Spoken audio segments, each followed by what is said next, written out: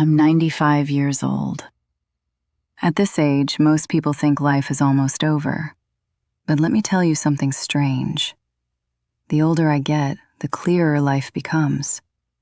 When you're young, everything feels urgent.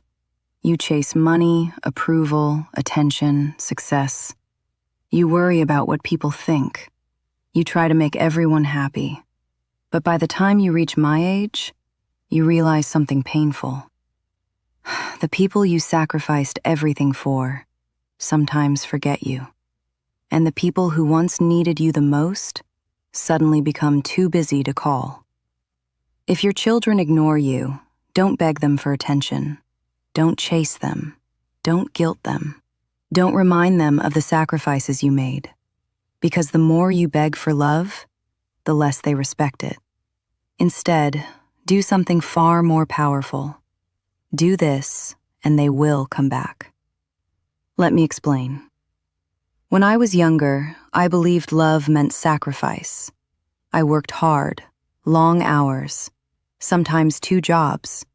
Not because I loved work, but because I loved my family. Every extra hour was for my children. Better food, better clothes, better education. I remember coming home exhausted, barely able to keep my eyes open, but still listening to their stories about school. Those small moments meant everything to me. But life moves quickly. Children grow up. They build their own lives. And one day, without realizing it, the house becomes quiet. At first, it feels peaceful. Then it feels empty. Then one day, you notice something painful. The phone stops ringing. Visits become rare. Birthdays become quick messages. And sometimes, silence. Many parents react the same way. They call constantly. They complain. They remind their children of everything they did. I raised you. I sacrificed everything. You never visit anymore. But let me tell you something important. Guilt never creates love. It only creates distance. If you chase people who are walking away, they will walk faster. Instead, do what wise people learn very late in life. Stop begging for attention. Start living your life again. The moment you stop chasing people, something interesting happens. They start wondering why. You see, people value what feels independent. They respect what doesn't cling. When you build a life that doesn't revolve around them, they suddenly become curious about you again. Let me tell you about my friend Samuel.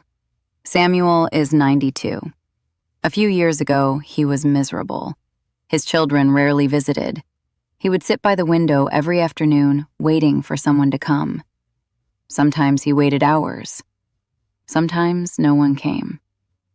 One day he told me something that broke my heart. He said, "Maybe if I remind them how old I am, they'll visit more." But I told him something very simple. Samuel, stop waiting. Instead of waiting for his children, he started living. He joined a small reading club at the local library. He started walking every morning. He began volunteering twice a week, helping children learn to read. Within months, something changed. Samuel became happier. His days became full again. But something else happened too. His children suddenly started visiting more often, not because he asked them to, but because they noticed something different. Their father wasn't lonely anymore. He had a life. And people are naturally drawn to those who have their own life. Now listen carefully. This is one of the greatest lessons of old age. Love should be offered, not forced. If someone cares about you, they will come, and if they don't come immediately, give them space to miss you. Silence can sometimes speak louder than words. There is another mistake many parents make. They give too much, even when they are treated poorly. They continue sacrificing their happiness for children who barely notice. But respect begins with self-respect. If you treat your own life like it doesn't matter, Others will do the same. Instead, protect your time. Protect your peace. Fill your days with things that bring you joy. Read, walk, learn something new, talk to friends, help others, laugh more. Because happiness is strangely attractive. People want to be around those who radiate peace. But there is something even deeper than this. Children often ignore parents not because they don't care, but because they assume you will always be there. Familiar things are easy to overlook, just like we stop noticing the air we breathe. But when something changes, attention returns. When your children see that you are living fully, they begin to realize something important. You are not just their parent. You are a person with stories, wisdom, dreams, and a life beyond them. That realization often brings people closer again. Let me share another truth from 95 years of living. Loneliness is not always about being alone. Sometimes people feel lonely in a house full of family, and sometimes people feel peaceful living quietly by themselves. The difference is purpose. When you have purpose, your heart feels alive. When you have purpose, you stop measuring love by phone calls or visits. Instead, you measure life by meaning. One afternoon, I asked a very old man what the secret to happiness was. He smiled and said something I never forgot. Never make one person your entire world. Because when that world disappears, everything collapses. Instead, build a wide life. A life with many small joys, conversations, experiences, moments. Then your happiness no longer depends on one person's attention. And strangely enough, that independence often strengthens relationships.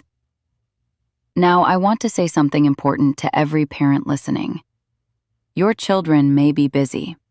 They may be struggling in ways you cannot see. Modern life moves faster than ever. Work, bills, responsibilities, stress. Sometimes they don't visit, not because they don't love you, but because life pulls them in many directions. That is why patience matters. Love them without pressure, speak with kindness, and when they do visit, welcome them warmly, not with complaints, but with peace. Because people return more often to places where they feel calm, not places where they feel judged. At 95, I have learned something powerful. The goal of life is not to control others. It is to grow wiser. Wiser in love. Wiser in patience. Wiser in understanding. Your children are not your possessions. They are travelers who shared part of your journey. Now they walk their own path. And that is the natural order of life. But remember this. The strongest bond between parents and children is not obligation. It is warmth. It is emotional safety. It is the quiet feeling of being accepted. Create that feeling, and your door will never stay empty for long.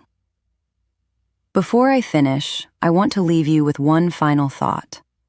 If your children ignore you, do not shrink your life. Expand it. Make your days meaningful. Make your heart peaceful. Because when people see someone living with dignity, they feel drawn back toward that light.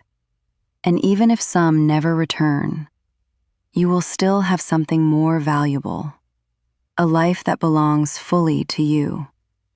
And at 95, I can promise you this. The greatest peace in life comes from knowing that your happiness never depended on anyone else's attention. It came from within you all along.